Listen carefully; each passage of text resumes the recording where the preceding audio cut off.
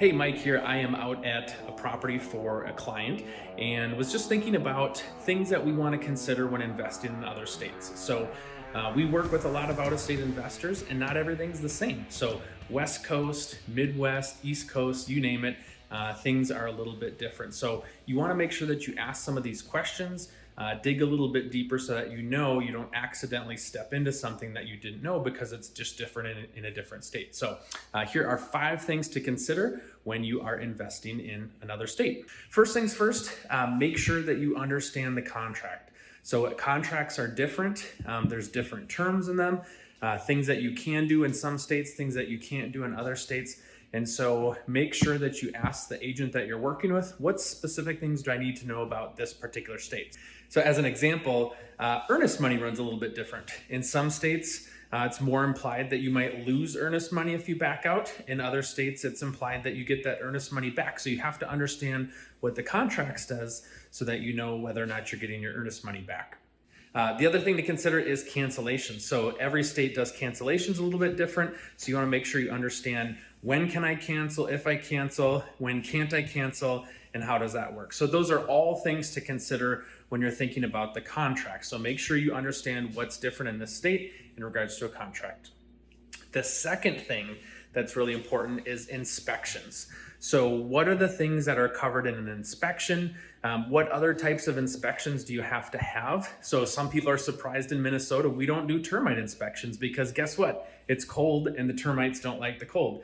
So we don't do termite inspections. One thing that we do that maybe other states don't do is a radon inspection. So it's not something that has to happen, but radon is a gas that can cause issues down the road. And so they offer a test for that. Another time, depending on where you're located, sewer scope inspections are really helpful in addition to a normal inspection, just to make sure that you've got your bases covered for that. So another thing to consider. So make sure you ask what types of inspections do I have to do in the state and what's important to make sure that I cover my bases, because these are big assets. You want to make sure that you're protected. Number 3, when buying in other states, you want to make sure that you have some good boots on the ground people. So these are property managers, these are contractors, these are people that in addition, a great inspector, like we talked about, is really important. So have those boots on the ground people. So make sure that the person that you're working with has those connections and can introduce you to those people so that you have those boots on the ground, things that you need to answer the questions you have and to also service your property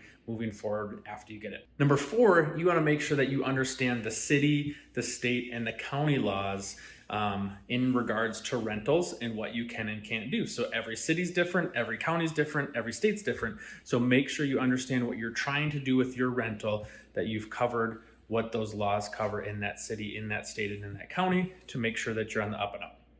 And then finally, number 5, the last thing to consider, kind of similar to rules and regulations, is associations. So depending on if it's a townhouse, if it's a condo, some cities have pretty much everything is in an association and others don't. So make sure that you understand what the association guidelines are for your property to know that what you can and can't do. So those are all 5 things to consider before you're buying a property in another state and want to make sure that you have covered. Ask these questions on the front end to protect you from any issues coming up on the back end.